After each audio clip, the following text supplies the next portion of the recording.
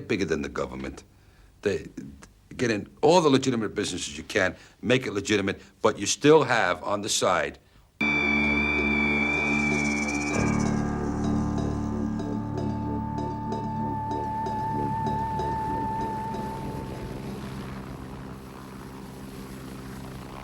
America's underworld is a mirror image of American business. In the heart of capitalism, the mafia is also a capitalist organization. Like the big banking corporations, the crime families lend out money to get rich. From its earliest days in America's Little Italies, the mafia has been a money-lending institution. Immigrants to the New World have always needed money to get started. The mafia is ready to lend, but only at an extortionate price. The money it lends is criminal money, the billion-dollar profits of its nationwide rackets, like narcotics, worth $50 billion a year on the streets of America.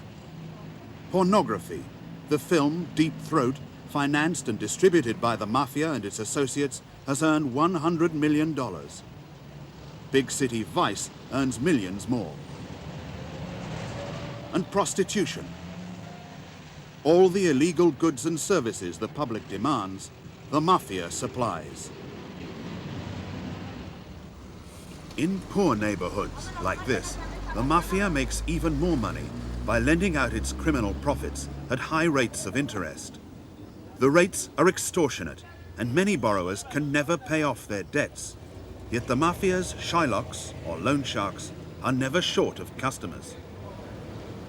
When you borrow money off a loan shark, it's for the people that cannot get credit. It's for people that can't go to a bank. It's for people that need ready cash. No matter where you go in this country, there's loan sharks. To get into them, you have to know somebody. Somebody off the streets cannot walk up to a loan shark and borrow $200 or $300. Somebody in the beginning would have to recommend you. That recommendation you could do without. For mafia loan sharks, holding court in their social clubs and bars, do not behave like normal bank managers. A borrower has to pay interest on his loan every week. If he defaults, he's in bad trouble. An individual fell behind on his loan. But instead of coming the first week and saying, Joe, I don't have the money, give me another week, he didn't do that. He didn't show face. He let 2 weeks go by. He let 3 weeks go by. And after the third week, he came into the office, into my father's real estate office. And it was an embarrassment to Joe, for the man to come in and say, Joe, I ain't got the money. But where were you 2 weeks ago? Last week. Now you're coming after 3 weeks to tell me? Hey, Rocky, Joe Notch, take him downstairs and just tell him what it's all about. They would take him down to the basement. Boom, boom, boom. Punch him around a little bit. Guy would come up, his face would be all swollen. He'd be quietly escorted out of the office. Now, this is a place of business. They're down in the basement. That happened on 2 occasions. But you be sure, that guy, when he went out, he came back an hour later with the payments he was behind. Fear of violence is what makes everybody pay. On this undercover film, 2 racketeers talk about a mafia killer who lent an old barber $500.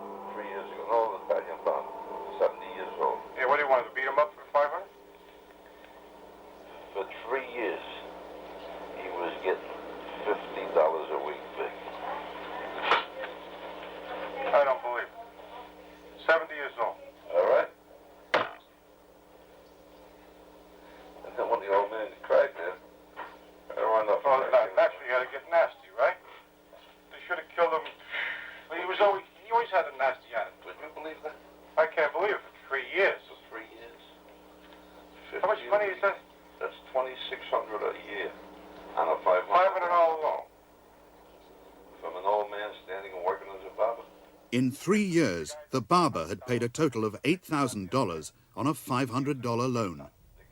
Another loan shark victim faced violence from the mob when he fell behind on his payments. I just didn't have the money. So Christmas Eve, I got one message from him in the form of a smashed windshield on my car. Then I decided to go underground again.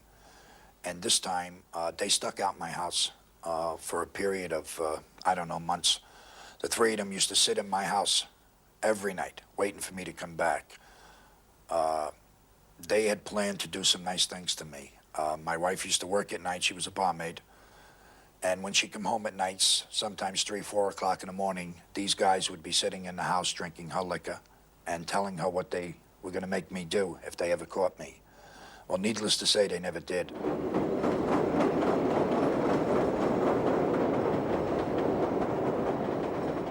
The crime families lend much of their money to hard-working businessmen. When they can't pay back, the loan sharks don't beat them up or kill them. They just take over the businesses, forcing the owners to work for them. The mafia casts its shadow over a huge legitimate empire. The families hang out in every kind of business, from restaurants to supermarkets, from slot machine firms to bowling alleys. They don't just use them to make money.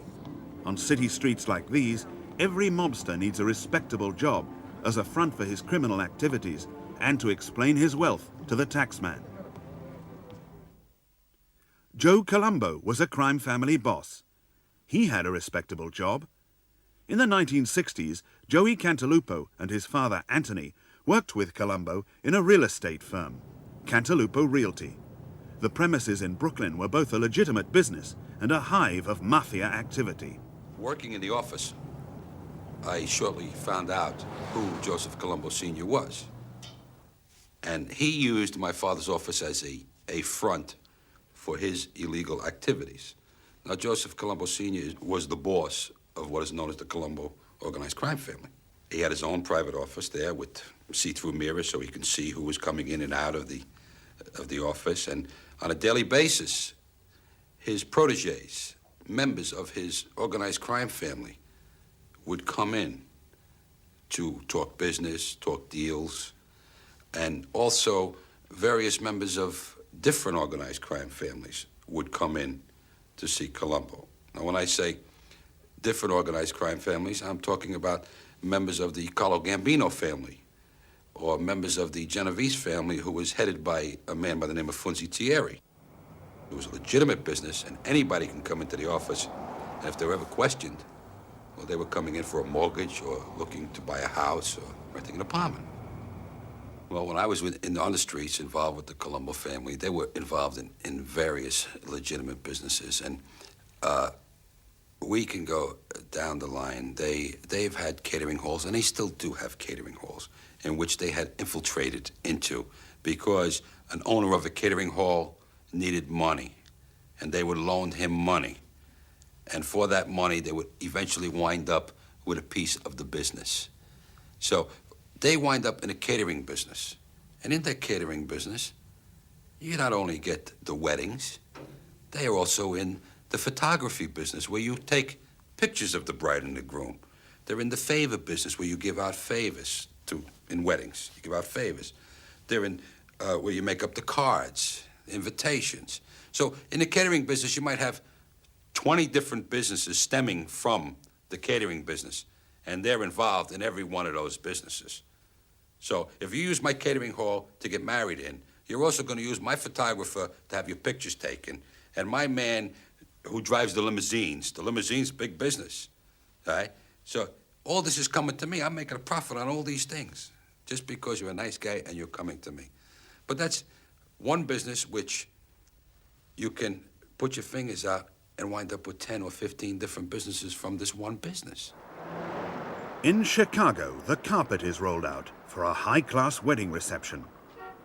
The instrument cases are carried by real musicians and contain real instruments. One of the first to arrive is the bride.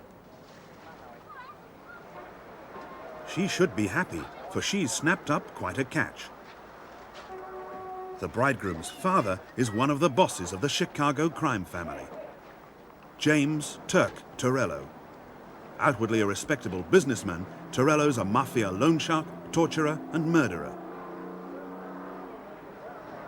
One of the honored guests is Joe Arnold. For years, he ran a shirt company while operating as a mob loan shark and vice boss. This is Jimmy Inandino, another loan shark with a reputation for violence. Chucky English, a soldier in the Chicago outfit, runs record, jukebox and vending machine companies. Some wedding guests prefer to read the headlines rather than make them. But Chicago's joint crime boss, Joey Aiuppa, isn't so shy. He's a prominent businessman involved in advertising and taxi firms. Mafia captain Joe Ferriola, reported to be another loan shark, controls a legitimate chain of dry cleaners. The Mafia owns so many businesses, it can take care of you from the cradle to the grave. You go into the funeral parlor business. We had a funeral parlor. I was involved in me, Colombo, Gambino. Not only do we have the funeral parlor business, we're involved with the people who sell the caskets. We do our own embalming. We got the florists who bring the flowers to the thing. So it's one big situation, and it's every business. Joey Cantalupo's best friend in the Mafia was Mike Bellino, a member of the Colombo crime family. Mike Bellino and the Persicos invested X amount of dollars with a baker, which is a very good bakery. They make a lot of money. And Mike Bellino, for the investment, even though they're still paying it, is on the books of your baker. So once a week, Mike Bellino would go to your baker and put on a smock, throw a little flour on him, like he was getting dirty, so he didn't have to feel bad when he's collecting his check every week to show a legitimate income. So it's just one of those many phases where these people have to show a tremendous amount of income.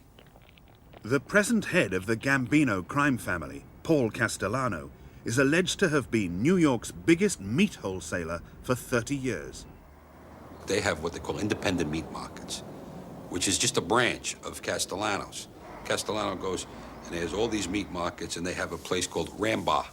Rambar Meats is actually, it's like a chicken produce factory where they distribute chickens to all these places. One of the biggest in New York is this particular business. And they generate legitimate money, even though they're still in the shylocking business and other businesses, illegal businesses. This is a legal business where they can generate millions of dollars a year and chauffeur it and invest it. But the origination of that money was illegal. Much of the Mafia's illegal money has gone into New York's biggest business, garments. 250,000 people work in the city's clothing industry. It's a business worth $14 billion a year. The people who own the trucking companies in the garment center control the industry. Nothing moves without their consent. Trucks bring materials into the center and deliver the finished goods to stores across the nation. That's why the Mafia has moved in on the trucking industry in the garment center.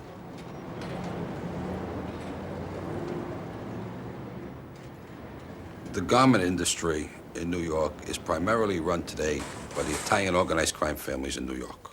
Each one have various interests in this big, vast industry. Actually, all the Gambino boys, they are very big in the garment area. Very, very big. And not only in the respect that they control everything, just about everything. Don't forget, there's other families in there that have a piece of the garment center, but they have the biggest piece of the garment center. But they have their own shops. These people actually go to work every day down to the garment center and work. Like they're supervisors, they oversee everything that's going on. The big power in garments today is Tommy Gambino, son of the late Carlo Gambino, the Mafia's boss of bosses.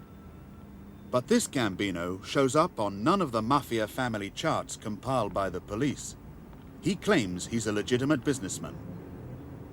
He and his relatives own dozens of garment companies and trucking firms which dominate the entire industry. Tommy Gambino may not be in the mob, but state investigations show that many of his associates are.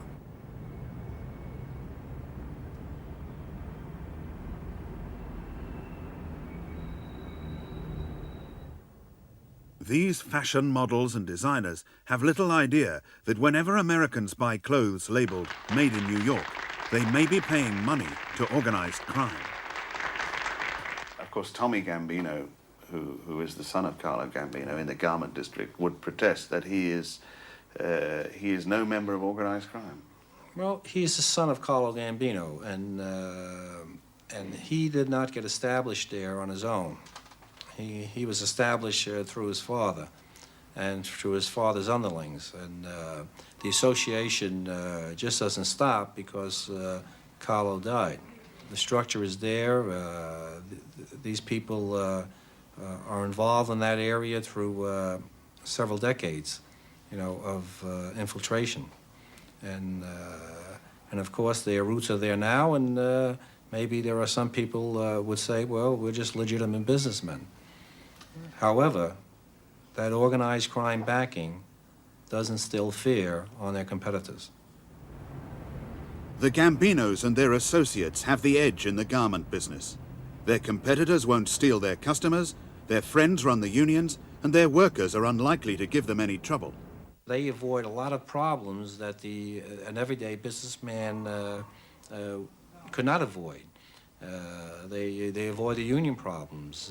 They avoid other strong-arm tactics that can be made against them. Tommy Gambino jointly owns the biggest trucking company in the garment center, Consolidated Carriers. A state senator's investigation has alleged that Consolidated and a few other companies dictate whose trucks service which firms. One designer recalls the trouble he had in the past with one of his former truckers.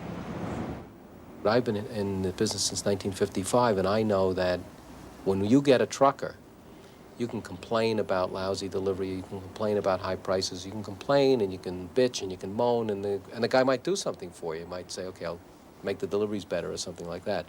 But what you can't do is you can't say, I'm going to get XYZ, the other trucker, because he runs a real snappy service from the factory to our receiving room, and we're going to use him instead because there is no XYZ service, and the XYZ would take his life in his hands to go and service you, so he doesn't do it.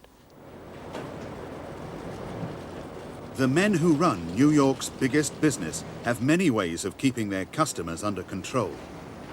I will find that my things don't get delivered. I can find that the things are damaged when they get delivered. I can find that the things don't make it to my manufacturing place to get manufactured. I can have all kinds of trouble. I have never put a percentage on what it costs us, but the extra costs of doing business, of course, are, part of my life, and we're competitive, and it's part of everybody. Nobody gets a break, so it's a tax that's levied by this organization that is more efficient than the United States government because they collect the taxes from everybody. This other government doesn't stop at taxing what Americans wear. It also taxes what they throw away.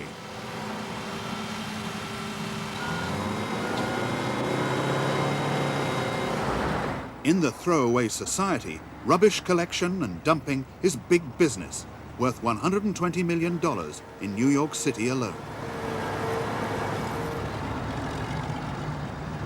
According to police sources, much of the garbage industry in New York and New Jersey is controlled by clubs of trucking company owners. The clubs fix prices and decide who gets which contracts. They are really nothing more than mafia fronts. Where there's muck, there's money. And where there's money, there's the mob. When people are told the mafia monopolizes the garbage business in their neighborhood, some respond with fear, few with surprise. The mafia knows that that's been going on for years. This isn't something new. They just discovered something that's been existing for 25 to 35 years. Everybody knows that. I don't know who picks it up, but I wish it wasn't by the mafia. That's all I can say. Why is that? Why? Because they're a gangster organization. Well, as long as they keep it clean, that's all I can tell you. I don't care who picks it up. I definitely don't think it's picked up by the mafia. Why not? Because I don't think the mafia has anything to do with it. Would you care? I mean, truthfully, would you care? You want to live, right? So you live, and don't mind your own business, that's all. In 1977, the FBI learned that garbage collection in New York's Bronx was monopolized by a company called P&S Sanitation. It was so powerful that no other firms dared compete with it. But P&S did get competition when the FBI set up its own garbage firm and touted for business from dozens of captive P&S customers. Operating from this building, FBI men proved P&S used violence to shut out its rivals. The firm's two bosses, seen here on either side of their lawyer, belonged to the Gambino crime family. Both were jailed for extortion. According to testimony before Congress, New Jersey's garbage industry is also run by the mafia, as one outsider found out when he tried to compete. How does it work? I mean, do you have to pay people off to get work, or do you have to be friends with certain people? Well, you pay dues to the association, and it was like a select few in there that were more or less organized. How would you describe those select few? Circle of friends. Mafia companies have been shown to control the garbage collection for millions of New Jersey citizens and thousands of businesses. By wiping out all competition, they can grossly inflate their prices. Even the dump sites are owned by the mob.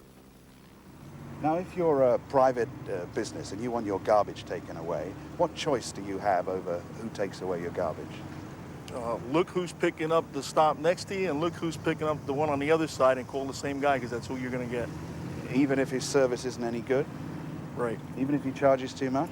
Correct.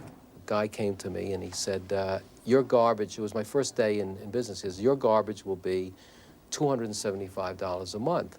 So I said, how do you know? He said, I can tell. So I said, well, how can you tell? I haven't thrown out a paper yet. He says, I can tell by the kind of business this is, it'll be $275. So I said, well, what if I don't want to pay you $275? What if I'm not interested in you taking out the garbage? So the guy said, well, you can take it out yourself. So I said, well, what if I want to call another garbage guy? And this guy said, try it. How does the mafia manage to shut out competition in the garbage industry? Fear. Fear of what? Oh, truck burnings, lead poisoning. I mean, there have been three murders in this state in recent years. All to do with the garbage industry? I don't think it had anything to do with the way they were combing their hair. The Westchester Premier Theatre in New York State.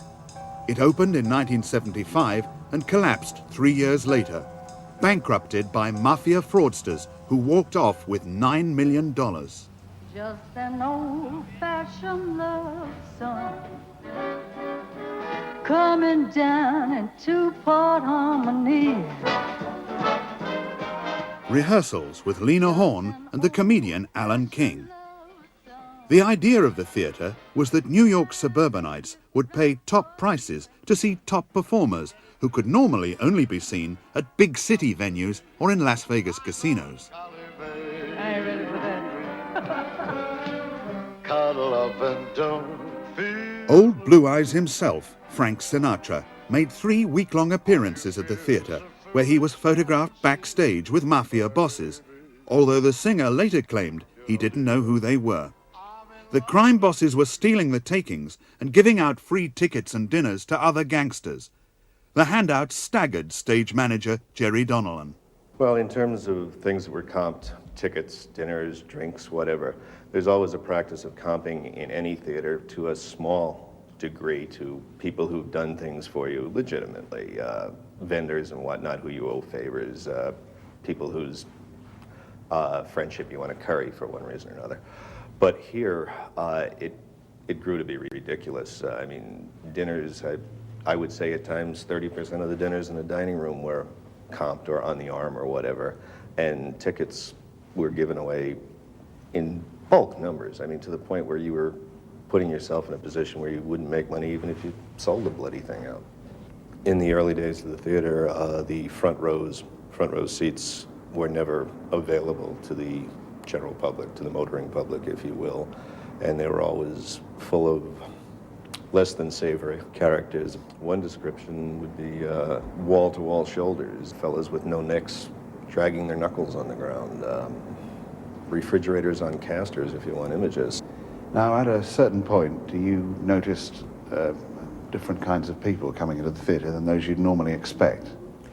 Well, if you're saying that a fellow in an $800 silk suit selling popcorn is strange, yeah, I think so. There are types like that, and it seemed very obvious to me that the element that was doing some of the jobs in and about the theater was not from your best finishing school. Can we put it that way? The Mafia sold Westchester shares at an inflated price, while at the same time stealing the theatre's profits. $9 million disappeared into the pockets of the Gambino and Genovese crime families. They also used the theatre as a front for other rackets. They were using it for a dump site to do their work. They were actually moving jewelry, they were actually moving paintings. You know, the scalp tickets everybody talks about, there was all kinds of shenanigans going on through that joint, and it was a meeting joint.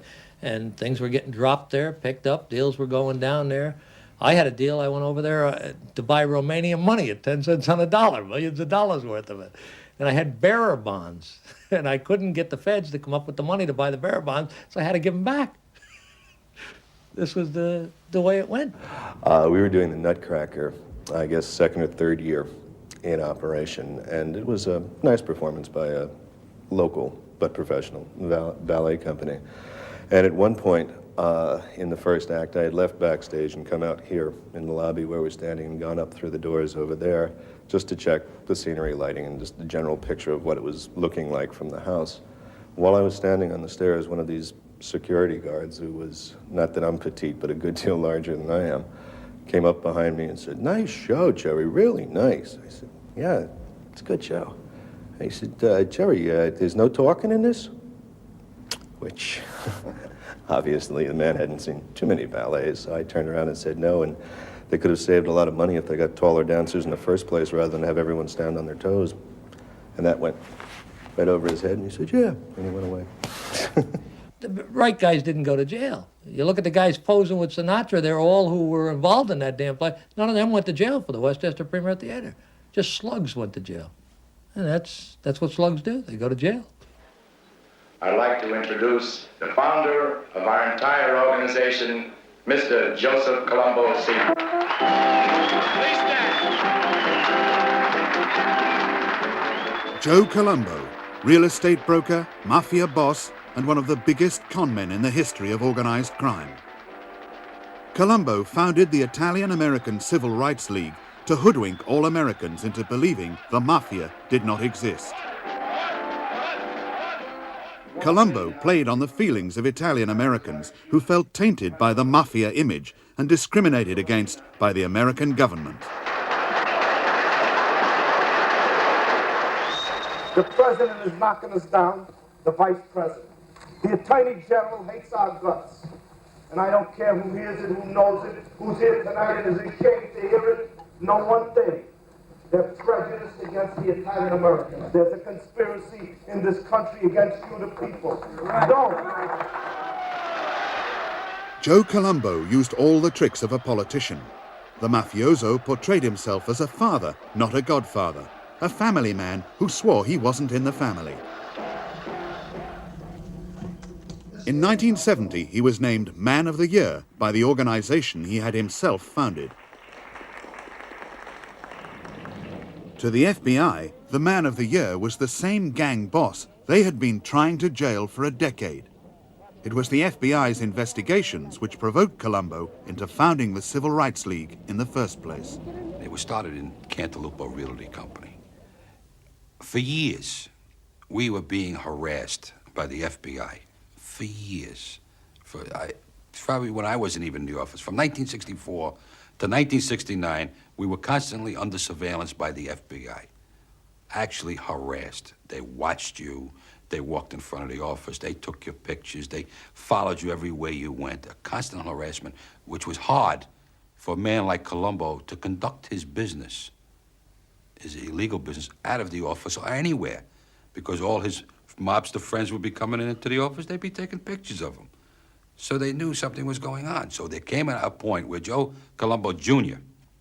got picked up for melting down silver coins. And he decided, Senior decided, well, this is going to be an end to this harassment. I am going to form the Italian-American Civil Rights League. And it started in the office. That's where it mushroomed. In 1970, it mushroomed into 100,000 people gathered in New York's Columbus Circle. Under the statue of the Italian who had discovered America, Colombo appealed to Italian Americans to fight the stigma of organized crime. And now he reached out to all his people, not only his people, but all the other members of organized crime families, saying, we're going to try and make a stand against the FBI. We're going to form an organization. And what he did was that not only his own people, everybody's people, everybody who was anybody, and he contacted them, and he got the politicians, and he got the lawyers, and he got the judges, all to back this. And everybody was joining this wonderful thing at $10 a head for a year. It was a wonderful idea. And then we used to picket the FBI building and harass. They were harassing us, now we're gonna harass them. We're gonna go with 10,000 people and walk around the FBI building all night long, just to show them that we're powerful. The FBI had led the fight against the Mafia ever since Joe Valachi turned informer. The League claimed the Mafia was a fantasy. Why the FBI? Why is the FBI, in your mind, persecuting the Italians? Well, it's obvious by just what everybody could read in the paper. Every time you see something, you see that the FBI is labeling Italian people belonging to an organization which they refer to as the Mafia. As far as we're concerned as Italian people, there is no such thing. It's a word that's been invented by the law enforcement agencies, and we don't feel it's right. You said you felt that there is a conspiracy against you. Do you think that There's a conspiracy in this country against every Italian American. We've been saying this, we'll continue to say it, and it's only till it touches them. Now I'll go a little further. Many of the other minority groups are starting to feel this thing. And when they get through with us, they have to go on to the next body of people. And this is where the public should wake up, and this is where the public should start demanding some of these things be brought out to light. And why are they so frightened of an investigation? And why shouldn't there be an investigation on them? And who are they? Are they any better than you, I, or anybody else standing in this crowd? They moved from a small office, Cantaloupe Realty Company, where it originated, right, to a Pisa Catering Hall, and finally offices in mid-Manhattan, whole floors where they had their office. So that shows you the growth of this particular thing. And do you think he was stealing from it? Oh, there's no doubt in my mind that they were skimming the family, the people, the members. It's very easy to do that because if I'm sitting around collecting from 100 people $10, that's $1,000 in one day. They'll come into the office, and I put it in my pocket. And if I want to go spend it, I'll spend it and say, we forgot about that membership. But they're dealing in tens of thousands of people, so it's very simple for the people to skim money off the top of this particular situation. To keep money and members flowing into the League, the gangsters in Colombo's crime family toured Italian neighborhoods and rallied people around the flag. Colombo declared Unity Days to show the strength of his Civil Rights League. To ensure maximum attendance at these rallies, Colombo made sure Italian shops closed down for the day. Going against Mafia tradition, Colombo courted publicity. The man let the power go to his head. Unfortunately, he saw all these tens of thousands of people out there looking at him. They weren't looking at the leader, they were looking at him like he was a Caesar. He was so big, he saw these people and he loved it. And he just loved it. And then another year goes by and it gets bigger and bigger and bigger. But when he was up on the podium, there were dozens and dozens of politicians who were standing there alongside of him saying, what a wonderful thing this is that you're doing. We have to get the stigma of the Mafia off the Italian people. Why should every Italian be crucified? Because of some organized crime. Colombo's campaign slogan was Numero Uno. Italian Americans should unite and become one. But the publicity he was attracting alarmed the men who led New York's other crime families. The only thing wrong with it, it was bringing heat, not only to the Colombo family, we're getting so much publicity, but all other organized crime families. And the organizations, the other organized crime families did not want this. They want to be left at a low profile. They don't want the media taking pictures of them and watching them and all this shit. So what happens is Carl Gambino and Joe Colombo and my father go to a meeting, and it was said, Joey, step down, get out of the picture, because we don't need the heat. Put somebody else as the head of the Italian-American Civil Rights League. Put a politician, put a judge in front of this. Put an entertainer as the head, not yourself. Back away.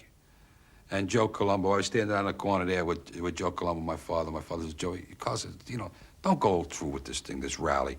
Step down, go in the background. And Joey says, no, I want this. This is my baby. At the 1971 rally, Colombo was shot in the head as he was preparing to speak. Seconds after Colombo had been shot, the man who had shot him was himself dead, killed instantly by one of Colombo's bodyguards.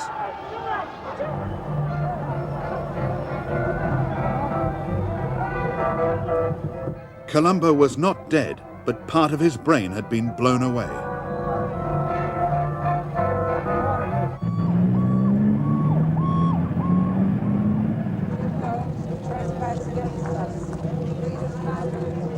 At the hospital, supporters mounted a vigil for their fallen leader. Among the visitors to Colombo's bedside was the boss of bosses himself, Carlo Gambino. True to the Mafia code of silence, the man who had told Colombo to step down from the League had nothing to say.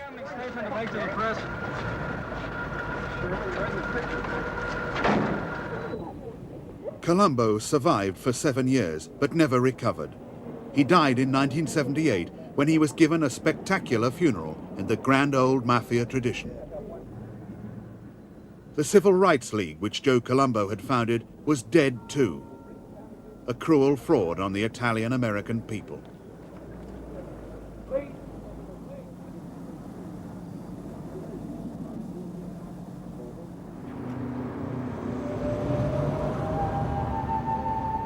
Newark, New Jersey. Most of its inhabitants are black and Hispanic, suffering from the highest levels of unemployment and poverty in the USA. Newark is a city that is falling apart. Detectives serving in the County Narcotics Squad have had a tip-off. They're working with Paddy Carr, a veteran Newark policeman. The operation is all too familiar, busting drug dealers in a city where drug dealing is now the main industry. That's all right, we'll be enough. All right? I'll be right behind you.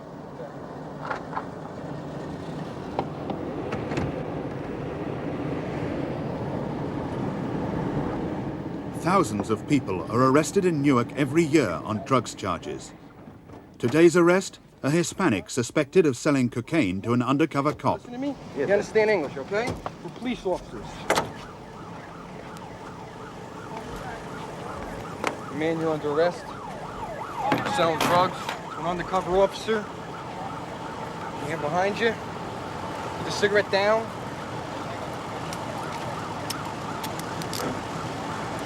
Hands together. What are you doing here, my man? What are you doing here? I was picking my friend over here. I worked with him. Picking your friend up. Put them together. Stand up. Mike, get him in the car. Man, listen up, okay? I understand you repeat it to him in Spanish. You have a right to remain silent, okay? Anything you say can and will be used against you in court, okay? You understand that, all right? You have a right to talk to an attorney, okay? If you can't afford one will be appointed to you by the court, all right? You understand your rights? My man, come here. Despite the massive growth in drug traffic, the narcotics squad has only half the men it needs. Newark hasn't got the money to fight an epidemic that has engulfed the city with 10,000 drug addicts. Right in here. Right in here. Okay. I'm gonna tell you something fucking now. You understand me? Listen to me, understand me. I wanna know where the rest of the shit is. You're going to fucking jail. You tell me where the shit is now, and I'll cut your play. If not, I'm gonna put you in fucking jail for next week you're gonna spend in jail. You understand me?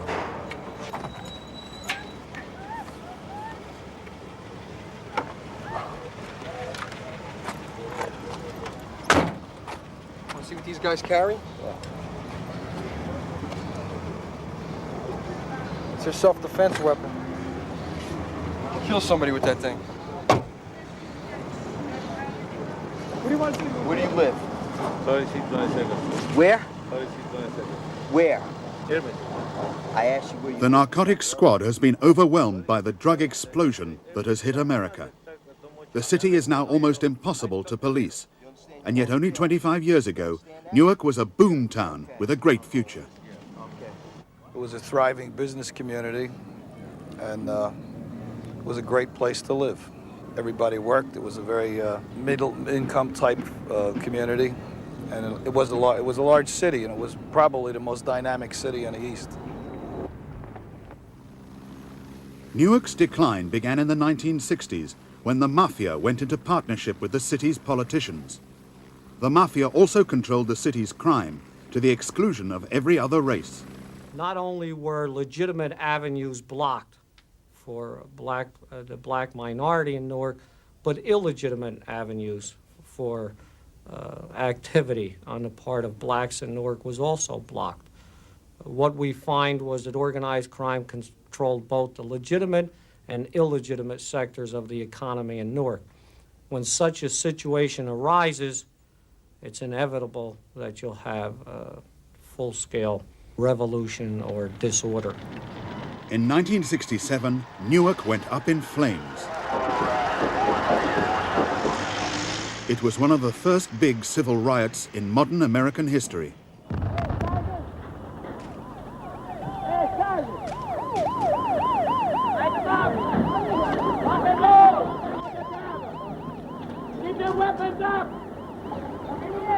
The National Guard and the rioters battled it out on the streets for 4 days.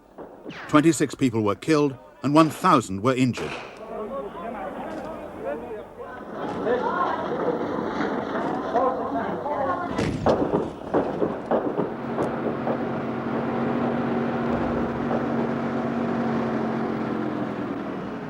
Arsonists and looters caused $10 million in damage.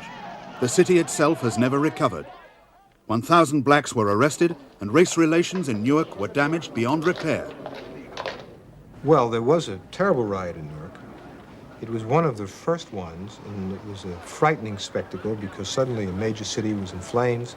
You walk in the street, gunfire would break out. You actually had tanks coming down the street, soldiers with rifles, machine guns being fired. It was bizarre. It was cataclysmic. So they had a commission to inquire into that afterwards. I think it was called the Lilly Commission.